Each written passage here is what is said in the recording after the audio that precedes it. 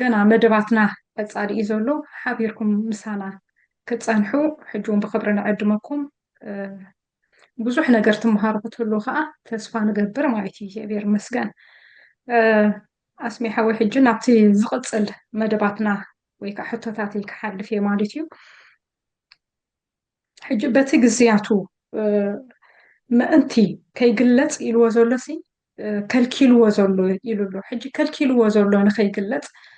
እንታይ እዩ ነቲ መፍረሲ ሕጊ ንከይግለፅ ከልኪልዎ ዘሎ እቲ ምፍራስ ሕጊ ኢልዎ ዘሎ እንታይ እዩ እዋ ነቲ ባዕሉ ነቲ ፀረ ክርስቶስ እንድዩ ሕጂሲ ኣብ ግዝያቱ ምንታን ክግለፅ ሕጂ ዝኽልክሎ ዘሎ ትፈልጡ ኢኹም እዩ ዝብል ኣብ ግዝያቱ ማለት መደብ ወፂሉ ኣሎ ማለት እዩ ብመደቡ ክግለፅ እዩ ስለዚ እቲ ዝተመደበሉ ግዜ መፅኡ ክሳብ ዝግለፅ ክሳብ ኣብኡ ግን ኩልኩል እዩ ከልኪልዎ ዘሎ ትፈልጡ ኢኹም ክብል ከሎ መቸስ ፀረ ክርስቶስ ድሌቱ ምክልካል ኣይኮነን ክኽልከል ኣይደልን እዩ ንሱ እቲ ዝልእኾ ትገበሉን ክኽልክሎ ኣይደልን እዩ እንተኾነ ግን ከይፈተወ ዝተኸልከለ እዩ ማለት እዩ ክሳብ ኣብ ግዜኡ ዝግለፅ ማለት እዩ ናስ እቲ ዝኸልከሎ እንታይ እዩ ናብ ዝብል እንዲና ክንኣቱ ዝኽልክሎ ዘሎ ሕጂ ትፈልጡ ኢኹም እዩ ዝብል ፀረ ክርስቶስ ቅድሚ ሕጂ መፂ እዩ ንኻልኣይ ግዜ እዩ ዝመፅእ ዘሎ ቅድሚ ሕጂ ክመፅእ ከለውን ኣምላኽ ስለ ዘፍቀደሉ እምበሪ ንኣምላኽ ተዳፊኡ ተጓኒፁ ሓይሉ ርእሱ ገሊፁ ኣይመፀን ስለ ዝኾነ ድማ እዩ ክመፅእ እዩ ዝብል ትንቢታት ዝነበረ ማለት እዩ ኣቦን ወድን ዝኽሕድ እዚ ተቃዋሚ ክርስቶስ እዩ ክብሎ ከሎ ኣብ ወንጌል ኣብ መልእኽቲ ዮሃንስ እቲ ዝኽሕድ መን ምዃኑ እቲ ዝኽሕዶ ነገር እንታይ ምዃኑ ክመፅእ ምዃኑ ዘረድ እዩ ክርስቶስ ከዓ ኣነ ሂወት ምስ ተረፉ ክኾነልኩም መፃኹ ትሰራቐ ግና ብዘይካ ክሰርቕን ክሓርድን ከጥፍን ምንቲ ካልእ ኣይመፅእን ክብል ከሎስ ኣብ ቆፀራ ዘሎ ዝመፅእ ኣሎ ማለት እዩ ስለዚ ቅድሚ ሕጂ መፅኡ ኣሎ ሕጂ ከዓ ካልኣይ ክመፅእ እዩ ግን እቲ ዝኽልክሎ እንታይ እዩ ክበሃል ከሎ ቤተ ክርስቲያን ክሳብ እትንጠቕ መንፈስ ቅዱስ ንዓ ሒዙ ክሳብ ዝኸይድ ካብ መገዲ ክፅረግ ዘለዎስ መንፈስ ቅዱስ ከም ዝኾነ ገይሮም ዘረድኡ ኣለዉ መጀመርያ ነገር መንፈስ ቅዱስ ጓሓፍ ናይ መገዲ ይኮነን ካብ መገዲ ክሳብ ዝፅረግ ማለት እኮ እቲ መገድስ ከልካሊ ነገር ዝወደቐ ነገር ከም ልብኻ ከይትኸደሉ ዝኽልክል ነገር ኣብቲ መገዲ ዓፃው ኮይኑ ኣሎ እሞ እሱ ክፅረግ እዩ እንድሕር ኢልናስ ከም ንጓሓፍ ኢና ንዛረብ ዘለና ክእለ እዩ ከማና ኣይኮነን ክፅረግ እዩ እንደገና ከዓስ እቲ ዝመፅእ ካብቲ ዝእለ ይዓቢ ማለት እዩ እቲ ዝኽልክል ንዑ ኣሊኻ ነቲ ዝመፅእ መገዲ ፀሪግካ ከተዳልዩ ኢኻ ማለት እዩ ፀረ ክርስቶስ ካብ መንፈስ ቅዱስ ይሓይሽ ማለት እዩ እንድሕር እቲ ትገልፆ ኣይተረዳእኻዮን እቲ መልእኽቱ ከምኡ እዩ መንፈስ ቅዱስ ግን ዝፅረገሉን ዝእለየሉን ቦታን ግዜን የለን ብጠቕላላ እዩ ዘየሎ ኣብ መዝሙረ ዳዊት ናብ ሲኦል እንተወረድኩ ንስኻ ኣብኡ ኣለኻ ኢሉ ሲኦል ማለት ፀረ ክርስቶስ ዝርከበሉ ስፍራ ማለት እዩ ኣብኡ ኳስ ንስኻ ኣለኻ ኢልዎ ስለዚ ፀረ ክርስቶስ ኣብኡ ከሎ መንፈስ ቅዱስ እውን ኣብኡ ኣሎ ኣብ ኩሉ ቦታ መንፈስ ቅዱስ ኣሎ ኣሰራርሕኡ ዳይ ዝፈላለ እምበሪ መንፈስ ቅዱስ ክኸይድ እሞ ብዘይ መንፈስ ቅዱስ ዝኾነ ስፍራ ክፍጠር እዩ ሽዑ ፀረ ክርስቶስ ቦታ ረኺበ ኢሉ ክመፅእ እዩ ኣይበሃልን እዩ ፀረ ክርስቶስ ቅድሚ ሕጂ መፅኡ ሕጂ ንኻልኣይ ግዜ እዩ ዝመፅእ ስለዚ መንፈስ ቅዱስ ቅድሚ ሕጂ እውን ተፀሪጉ ነይሩ ካብ መገዲ ማለት እዩ እንደገና እዩ ተመሊሱ መፅኡ ማለት እዩ እዚ ከዓ ዘይብሎ እዩ ቃል ኣምላኽ ዘይብሎ እዩ መንፈስ ቅዱስ ከዓ ዘይርከበሉ ቦታ የለን ኣብ ኩሉ ቦታ ኣሎ ኣሰራርሕኡ ከከምቲ ቦቱን ከከምቲ ጉዳያቱን ይሰርሕ ኮይኑ በሪ መንፈስ ቅዱስ ዘይብሉ ቦታ የለን ስለዚ መንፈስ ቅዱስ ክሳብ ዝእለ ይፅበሎ ኢልካ ከምዚ ዓይነት ኣቀማምጣ እቲ ቃሉን ከምኡ ኣይረድእን ስለ ዝኾነ ክንብሎ ኣይንኽእልን ግን እንታይ ይኽልክሎ እንተደኣ ኢልና ፀረ ክርስቶስ ቅድሚ ሕጂ መፅኡ ብዝዓለም እቲ ክገብሮ ዘለዎ ገይሩስ ናብ ስፍርኡ ከይዱ ኣሎ تسفرو أبي أنت داينا معموق كريستوس كاب سماي مزيون أب سماي تمليسو صار كريستوس كاب معموق مزيون أب معموق تمليسو كريستوس حجون كاب سماي كمزيون صار كريستوس كم معموق كمزيو كسعي جن من تاي كيمز كوينو زلون تدايلنا أبي يوحنس رأي معرف تشعت حموشاي ملخت مستنفحة أت مفتح نايت معموق نتي قدم كبل زودقة كوخوب توهبو يبل أبي يوحنس رأي معرف حدا أت مفتح أبي إيدو زحزة زبلون كريستوسي حجقن نتي زودقة كوخوب توهبوه سلازم من أفكيدو له كريستوس أفكيدو نمن هيبوه نتقدم كبل زودقة كوخوب توهبوه السخن تاي جيرو ناي معموق مفتح يحيزو بت مفتح جيرو خانو معموق كفيتوه معموق مسكفتو أبو زلو سراويتن نقصو من وصيهم سلازم انتا يقل كلهم نيرو انتا دايل ناسي هو تعاتيهم يوم نيرو كوصو سلازي كلو أبعصو معصو سلازنا برو زقل كلهم الزيو تزقل كلهم كا مستفقد خا تخفيتو تزي كفت أي موصون كساب حجون زي وصو سلاز تعصوي زي اتز تتصحف أو زلو سلازخونه اتكالكالي كالكالي كريستوسيو مهنياتو نت معموق عزيز تمفتح بإيدو الله كريستوسيو كالكالي اتكالكالي اتمفتح نتي زودق خوب مسحابو اتتعزيز الله نخيوات زخل كلو معصو دما مفتوحو تخفيتو معصو قاهيلو ناي معموق سراويت مس نقصهم مست ناي معموق نقص وصيهم يبلنا سلازي እዚ ዳይም በሪ መንፈስ ቅዱስ ዝጽረገሉ ዘመንን ጊዜን የለን ዘይነበረሉ ዘመንን ጊዜን የለን ሪኦ ከለና ዳርጋት ቤተክርስቲያን ክርስቲያናት ዝእከብሉ ቤተክርስቲያን እሱ እንድሕር ኮይኑስ እቲ ንብረት ይኹንጣ ማለት እዩ እቲ ህንጻ ይኹንጣ ማለት እዩ ግን ብምርዳ እምበር ማሕበር እዩ ናብ ማሕበር ኤፌሶን እዚልካ ጽሓፍ ናብ ማሕበር ፊላደልፊያ እዚልካ ጽሓፍ ክብል ከሎ እቲ ቤተክርስቲያን ዝበሃል እቲ ማሕበር እዩ سلازي لوكال محبر الله حانتن ملئتن عباي محبر كألا نسخا كلهم قدسان زحبروا أمو مرعات تغنشل اتخاون سبيتي الله سلازي ازان حجز اللوا محبرات كاب مدري كوس سدائن كنبل كلنا انتاي مالتنا ايو زنتقالو كزير لو مالتيو ات منطا كون كله كاب قدسان ولا حدا سبا مدري يلن منتاي كاب قدسان ولا حدا سبا كواس اكال تاسبيت زخون سلازي اللي زي كون سلازي اللي السا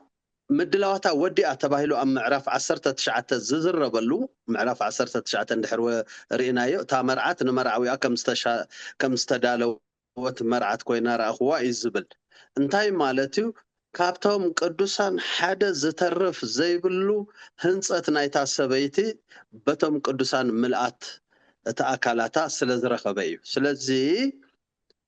بيتكريستيان تنطيقا اندحريلنا ام مدري ولا حدا بدم يسوس تحاصيبو زصري اكال اتا مرعات كخون زت نابت محبر زآت وسب ام مدري يلن مالتيو سلازي ام معراف 4 تنطيقان ديم زبلو كم تعنتو زبلكو ام معراف 7 ግን انه ማንም كقصروم زي كل بدم تغنشل تحاصيبوم زصريو صعدا خدان زتخدنو كاب تعب مكرا زمصو تعب مكرا زبلو زلو ناي صار كريستوس 3 عامات 6 ورحنيا ازيا اغفيحكا اندراخا متيتكا يوتسب او يلنا نمبال صعر زغبر نا تعب مكرا زبال زلو ناي صار كريستوس غيزيو سلازي مانم كوطروم زي القدسان ابز غيزي አለው እዚኦም زي تحوسوا محبر كريستوس اب سماي مرعات تغنشل كتلو ايتخلن እቲ مرعون አይሁሉን مرعا ማለት حغوسيو ውጽኢት ናይ ክርስቶስ ኩሉ اب معلبيو بصحو اب حغوس زخونلو غيزيو ابز غيزيس اب لاعلي كالوت كحغوسو اب تحت خا كالوت مكرا صغبو اب كلتا كجمعو كميلو كم زخونلو اي دونت نو እምበር ኣብ ዮሃንስ ራእይ ልክዕ ድሕሪ ምንጣቕ ቤተ ክርስቲያን ወይ ከዓ ድሕሪ ምንጣቕ እታ ማሕበር ኣብ ሰማይ መርዓይ ክኸውን ኣብ ምድሪ ዋላ ሓደ ቅዱስ ሰብ የለን ደም ቅዱስ ሰብ ዝፈስሱን የለን ባቢሎን እትሰትዮ ደሙን የለን ቅዱሳን ዝሓርዱ ደም ዘፍስሱን እንተሃለው ኳስ ዘፍስስዎ ግን ኣይረኽቡን እዮም ስለ ዝኾነ ድማ ኩሎም ቅዱሳን ዝተቐትሉ ሕነ ደሞም ዝፍደየሉ ግዜ ንምንታይ ሕነ ደም ዘይፍደየሉ ዋላ ሓደ ቅዱስ ሰብ የለን ንኽስቶ ሕነ ደሙ ክፈደየሉ ንኽስቶ ይጽንሑ ወይ ኣይፍደየሎምን ኣይብልን እግዚኣብሔር ደም ምፍሳስ እንዲሁ ብነፍሱ ደም ጠራዒ እዩ እቶም በቲ ደም ዝተኸሱ ኩሎም ከዓ ሕነ ደም ክፍደዩ እዮም ኣብ ምዕራፍ 16 ድማ ደም ቅዱሳን ስለ ዘፍሰሱ ደም ሰት ኣስተኻዮም ይግብኦም ስለ ዝኾነ ጻድቕን ፍራድን ኢኻ ስለ ዝብል ዋላ ሓደ ብድሕሪኡ ዝቕተል ሰብ ኣይከሉን ንምንታይ ሕነ ደም ዝተፈደየሉ ግዜ ኣብቂዑ ስለ ዝኾነ እቶም ሞይቶም ተቐቲሎም እባ ኣብ ትሕቲ መሰዊእ ዘለዉ ጻዕዳ ክዳን ተኸዲኖም ዝጽበዩ ዘለዉ ከምኦም ክሞቱ ዘለዎም ቁጥሪ መሊኡ ጽዋዕ መሊኡ ባቢሎን ተፈሪድዋ እቶም ደም ዘፍሰሱ ደም ሰትዮም እቶም ዝተቐትሉ ድማ ኣብ ትሕቲ መሰዊእ እንዲኦም ነይሮም ኣብ ትሕቲ መሰዊእ ይኮኑን ዮሃንስ ራእይ ምዕራፍ 15 ኣብ ቅድሚ እቲ ዙፋን ኣብቲ ዝርከብ ብሓዊ እትሖሰ ዝመስል ናይ መረፀን ዝመስል ዝብሎ መድረኽ ኣብኡ ኮይኖም ናይ ዓወት መዝሙር ሙሴን መዝሙር እቲ ገንሸልን ዝዝምርሉ ጊዜ ኣብ ምዕራፍ 15 ኣብ ቅድሚ ሰራዊት ሰማይ ዝዝምርሉ ጊዜ እምበር ኣብ ትሕቲ መሰዊእ ዝርከብሉ ጊዜ ኣይኮነን ጎይታ ይባርክ ነዚ ይመስል ሕጂ እውን ገና ቀጻሊ እዩ ዘሎ ትምህርትና ሓቢርኩም ምሳና ክትፀንሑ ንዕድመኩም ብዙሕ ትመሃሩ ክትህልው ከዓ ተስፋ ንገብር ማለት እዩ እግዚኣብሔር ይመስገን ኣስሚሓ ወይ ናብ ካልእ ሕቶታትና ክንቀፅል ኢና ማለት እዩ ንሱ በቲ ግዝያቱ ምእንቲ ክግለጽ እቲ ሕጂ ዝኽልክሎ ዘሎስ ትፈልጥዎ ኣለኹም ኢሉ እሞ ሕጂ ዝኽልክሎ ዘሎስ እንታይ እዩ ዝኽልክሎ ዘሎስ መንፈስ ቅዱስ እዩ ዝኽልክሎ ዝብላ ባህላታት ኣለዎ ቤተክርስትያን እሞ ናይ ብሓቂ ድዩ እሱ ድዩ ዝኽልክሎ ወይስ እንታይ እዩ እቲ ዝኽልክሎ ዘሎ እቲ ፀረ ክርስቶስ ንኸይግለጽ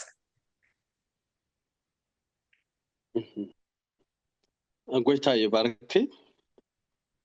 እቲ ዝኽልክሎ ዘሎ ክንብል ከለና እቲ ዝኽልከል ዘሎ እሱ ኸ እንታይ ይሓስብ እንታይ ይደሊ ኢልና ክንሪኦ ከለና ካብኡ ጀሚርና እንዲና ዝኽልክሎን ዘይክልክሎን ናብ ምሕሳብ ክንመጽእ ነቲ ቃል ከዓ ፀቢቕና ብኡ መሰረት ምእንታን ክንሪኦ ፀረ ክርስቶስ ኩሉ ግዜ ክርከብ ደላይ እዩ እቲ ገበሉን መሻርክቱ ስለ ዝኾነ ተዓይቱ ስለ ዝኾነ ኩሉ ግዜ ክርከብ ነቲ ፀረ ክርስቶስ ይደሊ እዩ ኣብታ ማዕሙቕ ዘሎ ሕጂ እቲ ፀረ ክርስቶስ እዩ ምስ ሰራዊቱ ድማ እዩ ቅድሚ ሕጂ ኣብዚ ምድሪ መፂኡ ነይሩ እዩ ንኻልኣይ ግዜ እዩ ዝመፅእ ኣብ ዮሃንስ ራእይ ምዕራፍ 17 ተዳእሪናዮ ነበረ የሎን ድማ ክመጽእ እዩ ድማ ኣሎ እዩ ዝብሎ እዚ ምስ ኮነ ድማ ተገሪሞም ከዓ ክሰግዱሉ እዮም ከድንቕዎ እዮም ዝብል ክልተ ግዜ በዚ መልክዕ እዚ ተገሊጹ እዩ ፀረ ክርስቶስ ቅድሚ ሕጂ ሓደ ግዜ ነይሩ እዩ የለን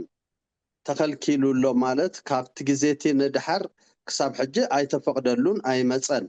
ግን ክመጽእ ከዓ ክፍቀደሉ እዩ ምኽልካል ዘርኢ ናይቲ ኸልካሊ ከልካልነት ሓይሊ ከኣልነት ይዘርኢ እምበር እቲ ዝኽልከል ዘሎ ፍታዊ ስለ ዝኾነ ኣይኮነን ስለዚ ቅድሚ ሕጂ እውን ክመጽእ ከሎ እቲ ከልካሊ ስለ ዘፍቀደሉ ደኣ እምበር ንሱ ካብ ባዕሉ ክመጽእ ኢሉስ ተዳፊኡ ዝመጽእ ኣይኮነን ቅድሚ ሕጂ መጺኡ ብፀረ ክርስቶስ መገዲ ከይዱ እቲ ክገብሮ ዘለዎ ኩሉ ገይሩ ከይዱ ሕጂ ከዓ ንኽመጽእ ክሳብ ዝኽፈተሉ መገዲ ክሳብ ዝፅረገሉ ይጽበሎ ማለት እዩ እቲ ዝኽልክሎ ካብ መገዲ ክሳብ ዝፅረግ ዝብል መንፈስ ቅዱስ እዩ እንድሕር ኢልካ መንፈስ ቅዱስ ይፅረግ ኣሎ ማለት ብጣዕሚ ዘይበሃል ቃል እዩ ንዮሃንስ ነዚ ኩሉ ዘፅሓፎ መንፈስ ንርእሱስ ከም ናይ መገዲ ጓሓፍ ክኹስተር ከም ምዃኑ ገይሩ ኣይነግሮን ኣይብሎኑን ሰቡን ኣይብሎን እቲ ንኣምላኽ ዘናሹ ካብቲ ክፉእ ዝኾነ ተዘይኮይኑ ካብ ኣምላኽ ዝኾነ በዚ መልክዕ እዚ ተረዲኡ ዝዛረብ ክርከብ ኣይክእልን ካብ ቅዱሳን እናስ መንፈስ ቅዱስ ክሳብ ነታ ማሕበር ሒዙ ዝኸይድ እቲ ዝኽልክል ዘሎ መንፈስ ቅዱስ እሞ ንሱ እቲ ዝፅረግ ክንብል ግቡእ ቃል ኣይኮነን መንፈስ ቅዱስ ዘይርከበሉ ጊዜን ቦታን ከዓ የለን ኣብ ኩሉ ቦታ ኩሉ ጊዜ መንፈስ ቅዱስ ኣሎ ዕዮታቱ ዓይነታቱ ዳ ይፈላለ እምበሪ መንፈስ ቅዱስ ዘይብሉ ስፍራ ዋላ ሓደ የለን ከምኡ ድማ ስለ ዝኾነ ንጉስ ዳዊት ካባኻስ ካበይ ይኽየድ ከኣል ካባኻስ ናበይ ንላዕሊ ተደየብኩ ንስኻ ውለኻ ንማዕሙቕ እንተወረድኩ ንስኻ ውለኻ ኢሉ ይገልጾ እዩ ኣብ ኩሉ ቦታ እግዚአብሔር ብመንፈሱ ኣሎ ስለዚ ኣብቲ ፀረ ክርስቶስ ዝርከበሉ ኳስ ኣብቲ ማዕሙቕ መንፈስ ቅዱስ ኣሎ ስለዚ መንፈስ ቅዱስ ዘይህልወሉ ጊዜ ኣብ ምድሪ ተፈጢሩስ ፀረ ክርስቶስ ባዶ ቦታ ረኺበ ኢሉ ንኽመፅእ መንፈስ ቅዱስ ክእለየሉ ዝግበረሉ ኩነታት ዝበሃል ክህሉ ኣይክእልን እዩ እቲ ፀረ ክርስቶስ ኣብ ግዚኡ ምንታን ክግለጽ እዩ ዝብሎ ስለዚ ተመዲቡሉ ኣሎ ጊዜ መደብ ወፂኡሎ እዚ ጊዜ እዚ ይፈልጦ እቲ ክፉእ መንፈስ በዓሉ እቶም ኣብ መቃብር ዝተዛረቡ መናፍስቲ ሌጊዮን ኢና ዝበሉ መዓልትና ከይኣኸለ ዶ ከተጥፋኣና መፂኻ ክብሉ ከለዉ እቲ ጊዜ መደቡስ ይፈልጡ እዮም መደብ ኣምላኽ ይፈልጡ እዮም በዚ ኩሉ ዝከኣሎም ንኽገብሩ ዳዮም ዝፅዕሩ ዘለዉ እምበሪ እቲ መደብ ኣምላኽ እንታይ ምዃኑ መዓስ ምዃኑ ይፈልጡ እዮም ስለዚ መደብ እቲ ጊዜ ከይኣኸለሲ ንምንታይ ኢኻ ተሰራጥየና እዮም ኢሎሞ ማለት እዩ ክርስቶስ ከዓ ናብ ማዕሙቕ ክኸዱ ከይእዝዞም ለመንዎ ይብል ናብ ማዕሙቕ ኪዱ ኣይበሎምን ንሶም ባዕሎም ናብ ባሕሪ ናብተን ሓሰማ ክፅምበሩ ለሚኖሞ ኣፍቂዱሎም እንታይ ማለት እዩ እዚኦም እውን ክሳብ ግዚኡሲ ኣብ ምድርስ ካብ ሰብ ግን ካብቲ ዝደለዮ ሰብ ክወፅሉ በኣ ደልዩ ዳ እምበር ካብቲ ምድሪ ክርሕቑ ግን ኣይገበሮምን ንምንታይ እዩ ኩሉ ናቱ መደብ ኣለዎ ኣብ ቅድሚ ኣምላኽ ስለዚ እዞም መናፍስትስ መዓልትና ከይኣኸለ ዶ ከተጥፋኣና መፂኻ ክብሉ ከለዉ መናፍስቲ ዝጠፍኡሉ ዮሃንስ ራእይ ምዕራፍ 19 እዩ ነዚኦም ጠቒሶም ንሶም እዚ ጊዜ እዚ ፈልጥዎ ፀቢቖም ማለት እዩ እዚ መዓልቲ እዚ መፂኡ ንሶም ንኽጠፍኡ ከዓ ፍቆዱ ዘለው ካብ ማዕሙቕ ዝርከቡ ኩሎም መናፍስቲ ምስ ንጉሶም ፀረ ክርስቶስ ንጉሶም እዩ ሰራዊት እዮም ኣብ እንታሽሙ ሩባ ኤፍራጥስ ተኣሲሮም ዝርከቡ ከዓ 200 ሚልዮን መናፍስቲ ምውሃት ሰራዊት ኣለዉ በርባዕተ ውዱቃት መላእክቲ ዝምእዘዙ እሶምን ክፍትሑ እዮም all this together ኣብ ምድሪ ክመፁ እዮም መንግስቶም ካብቲ ከሕድጎም ዝመፅእ ዘሎ ክከላኸሉ ነዛ ግዝኣት ወዲ ሰብ ዝኾነት ሰይጣን ዝወሰዳሞ ኣብ ትሕቲ መንግስቱ ዝቆረና ምድሪ ካብ ኢድ ክርስቶስ ክከላኸሉ ክዋግኦም ዝመፁ ዘለው ንሕና ብክርስቶስ ኣሚንና ዝድሓና ዕጫና እያ ንዓናሲ ተዋሂበትና ነይራ ኣዳም ሓደ በይኑ ከሎ ንሕና ሳብኡ ነርና ኢና ስለዚ እቶም ዕርቂ ዝገበርና ትግባአና እያ ናይ ደቂ ሰብ እያ ነቶም ዕርቂ ዝገበሩ ከዓ ትግባእ እያ ሰይጣን በቶም ዕርቂ ዘይገበሩ ናብ ውግእ ይኣቱሎ ክርስቶስ በቶም ዕርቂ ዝገበርና ከዓ ናብ ውግእ ይኣቱሎ ኩሎምሲ በብናቶም ሰራዊት ሒዞም ኣብ ውግእ ይኣትዉ ኣለዉ መወዳእታ ክሰዓሩ ከለዉ መንግስቲ ኣምላኽ ንመንግስቲ ሰይጣን ከተፍርሳ እያ ክርስቶስ ነቲ ፀረ ክርስቶስን ሓሳብ ነቢይ ናብ ቀላይ ሓዊ ክድርብዮም እዩ ንሰይጣን ተታሒዙ ክእሰር እዩ ኣብ ማዕሙቕ ማለት እዩ ኣብዚ ግዜ እዚ ከምዚ እዩ ክኸውን ማለት እዩ ስለዚ እዚ ንክኸውን ግን እዚ ኩናት ተካይዱ ዝተሳዒሮም መልሲ ክወሃበሉ ሲ ንክፍትሑ ካብ ኢድ ክርስቶስ ታ መፍትሕ ኣብ ዮሃንስ ራእይ ምዕራፍ 1 ኣብ ኢዱ ዝሓዘ እዩ ዝብሎ ንክርስቶስ ነቲ መርሖ ማዕሙቕን ሲኦልን ሕጂ ግን ነቲ ዝወደቀ ኮኸብ ተዋህቦ ይብል ኣብ ዮሃንስ ራእይ ምዕራፍ 19 እቲ ኮኸብ ድማ ከፈቶ እቶም ሰራዊት ናይቲ ማዕሙቕ ወፂኦም እቲ ንጉሶም ከዓ ምስኦም ወፂኡ ንሱ እዩ ትፀረ ክርስቶስ ስለዚ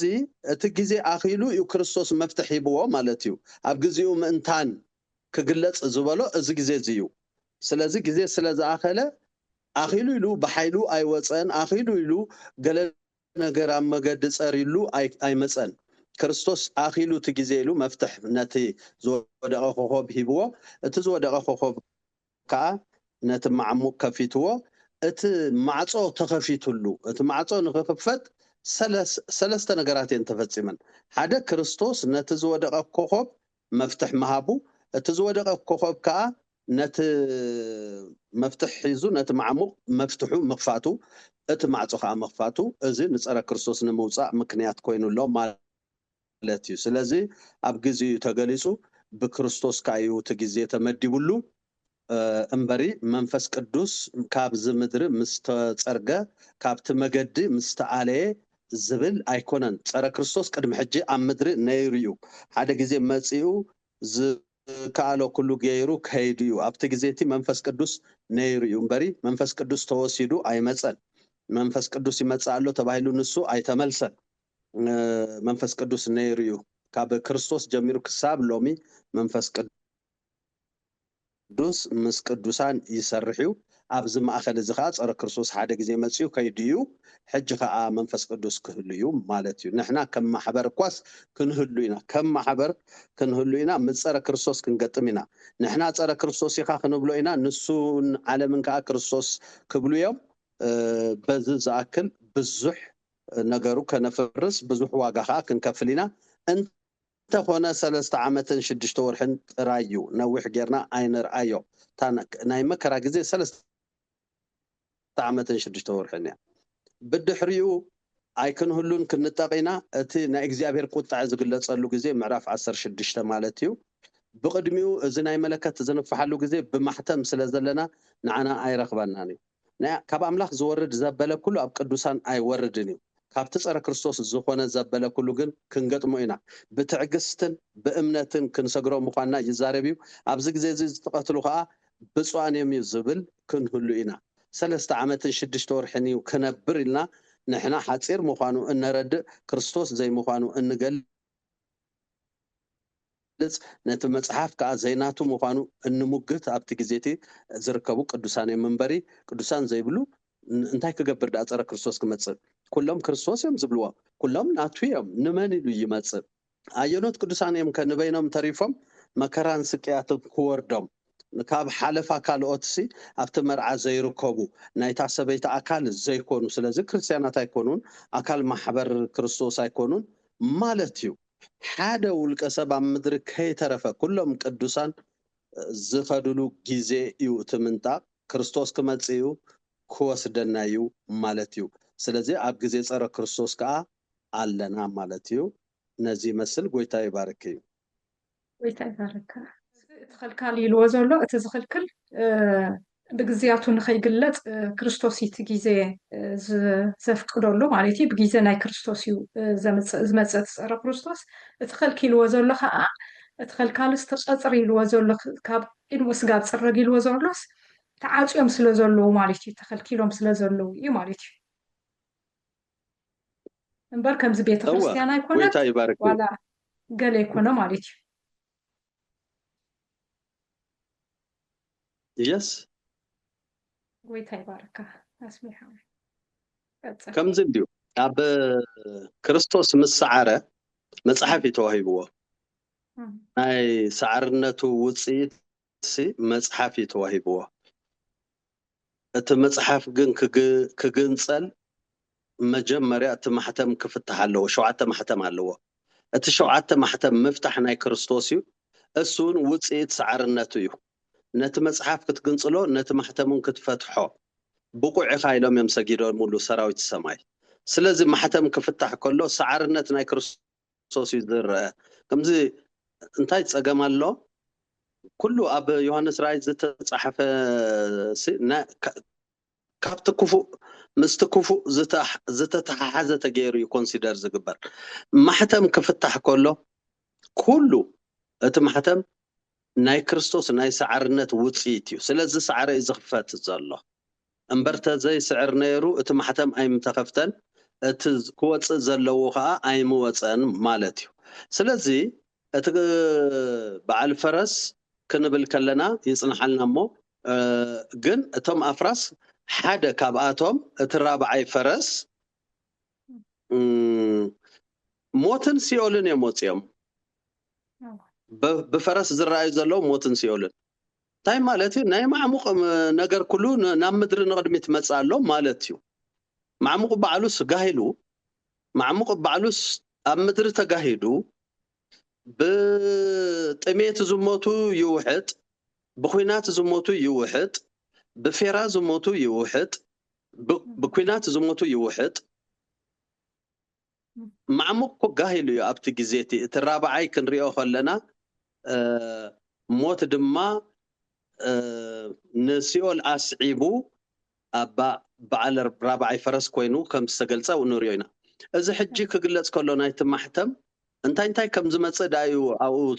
تقلص أمبر قبرو ما يجمرون أتقبر زجمر أتملخت كنفح كله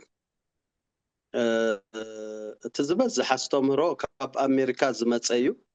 نسوم زمسلهم 7 مو يزقبر زمسلهم يم مهيرو نعو حزناينا نخيد حج قلنا نحنا منالبات بيولوجي فيزيكس كبلصنا يقولوا ناي ود سب مصنعتا وصيت سلازخونه كقصيلمون سلازصنو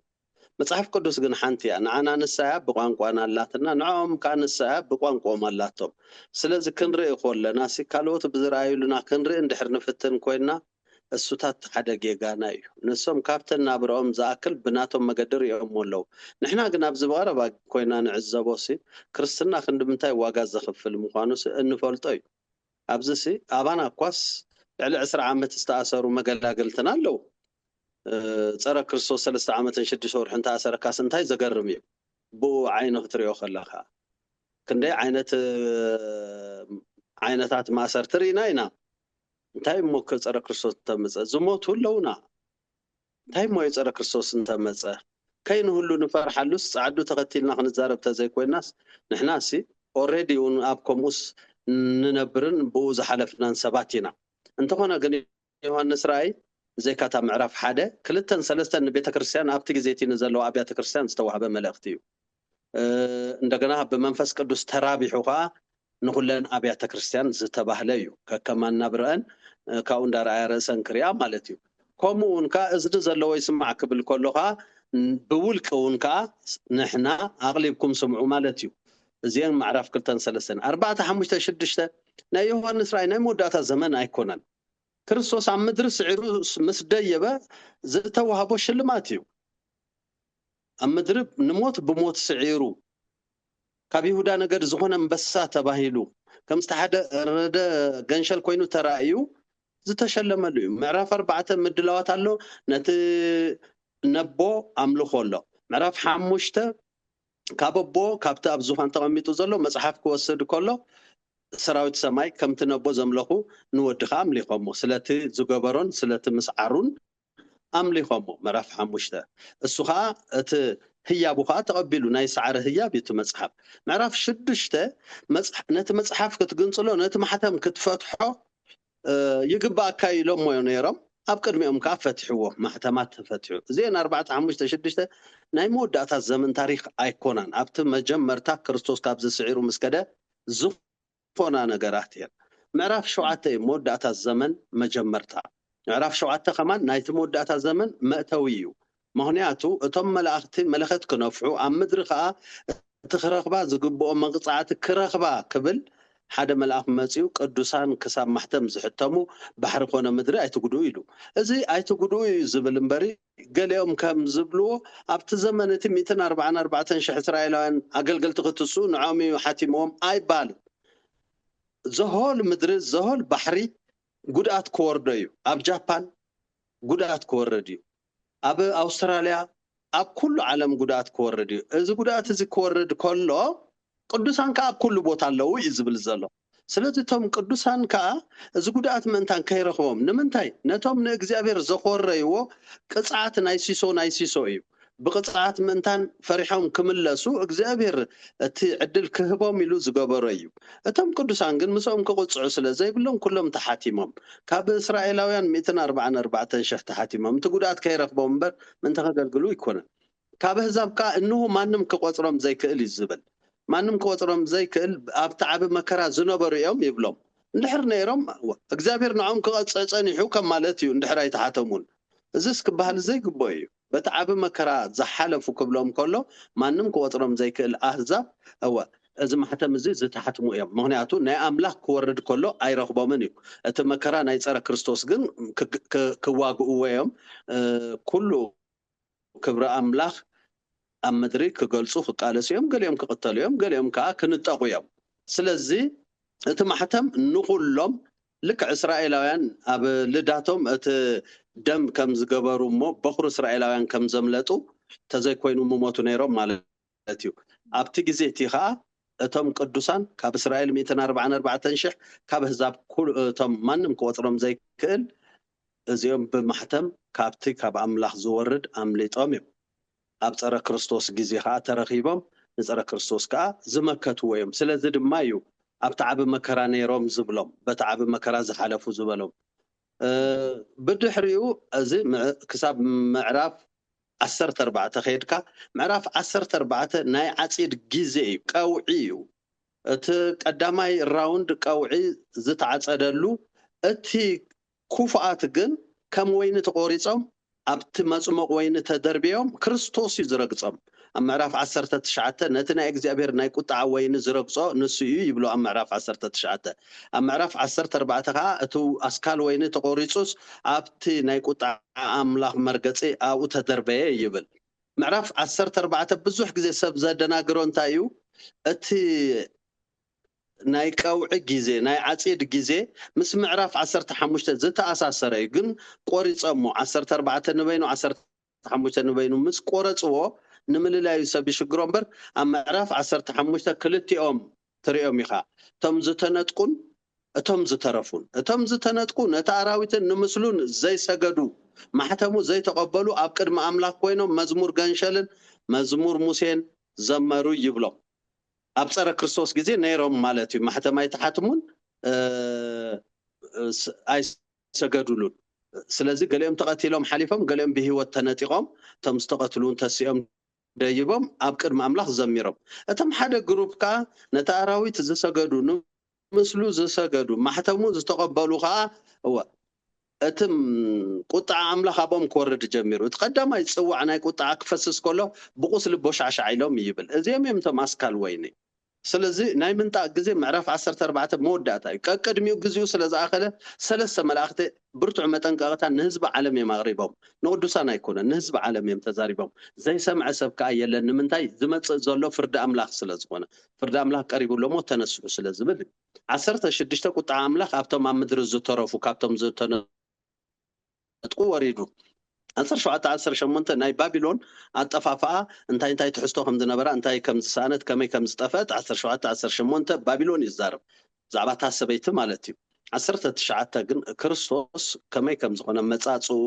ምስ መፀ ነቶም ኣብ ምድሪ ዝተረፉ ከመይ ከም ዝረግፆም ነቶም እቲ ፀረ ክርስቶስን ሓሳብ ነቢይን ሰባት ኣተሲኦም ነጋውስ ኣተሲኦም ኦል ስፒሪትስ ቱጌዘር ኮይኖም ከም ዝተዋግእዎ ከም ዝተሳዕሩ ናብ ቀላይ ሓዊ ከም ዝተደርበዩ ይዝዛረብ ዕስራ ሰይጣን ኣብ ማዕሙቕ ከም ዝተኣሰረ ናይ 1000 ዓመት ናይ ክርስቶስ መንግስቲ ከም ዝመፀት ይዛረብ ብድሕሪኡ ኣብ ዕስራ ከዓ ናይ ጻዕዳ ዙፋን ፍርዲ ከም ዝመፀ ይዛረብ ግን 21-22 ገሊኦም ድሕሪ ናይ ጻዕዳ ዙፋን ፍርዲ ዝመጽ እዩ ዝመስሎም ዝበዝሑን ከምኡ ክብሉ ኣነ ሰሚዐ ካልኣይ ሰማዕኩን 21-22 እቲ ናይ 1000 ዓመት መንግስቲ ትንተና እዩ ልክዕ ከምዚ ምዕራፍ 17-18 ናይ ባቢሎን ትንተና ዝኾነ ምዕራፍ 17-18 ከዓ ናይ ሓዳስ ኢየሩሳሌም ትንተና እዩ ኣብ ናይ 1000 ዓመት ናይ ክርስቶስ መንግስቲ እንታይ ከም ዝመስል ኣብ 19 ርእሳ ኣዳልያላ ነቲ መርዓ ወይኣ ከም ዝተዳለወት መርዓት ኮይነ ረኣኽዎ ይብል 19 21-22 ከዓ ትንተናታት ዝተዳለወት ኢየሩሳሌም እንታይ ከም ተእንግድ እግዚኣብሔርን ኢየሱስ ክርስቶስን ቅዱሳንን ከመይ ከም ዝኾኑ ሰራዊት ሰማይን ከመይ ከም ዝኾኑ ኣብኡ የርእየና ማለት እዩ ስለዚ ዮሐንስ ራእይ ኣጸቢቕና በዝታት ኣቕሊብና ክንሪኦ ይግባእ ይብል ጎይታ ይባርኩም عزيز ጎይታ ይባርኩም ጎይታ ይባርካ ኣስሚ ሓወት ተዘይተጋጊ ራእይ ዮሐንስ መጽሓፍ መስለን ንጽሕፍ ኣለኻ አሜን ነዋ ጎይታ ይባርካ አሜን ብጣዕሚ ኢና ነመስግነካ ኣምላኽ ይባርካ ንበረኸት ትኾነናን ክትኮነናን ኢኻ እግዚኣብሔር ይባርኽ ብጣዕሚ ኢና ንመስግነካ ክቡራት ተዓዘብትና መደባትና ኣብዚ ወዲእና ኣለና ዝኾነ ሕቶት ኣለኩም ሕጂ እውን ክትሓቱ ትኽእሉ ኢኹም እግዚኣብሔር ይባርኩም ናብ ኩሉ ምእንቲ ክበፅሕ ሸርበርዎ ተባረኹለይ ብሩክ መዓልቲ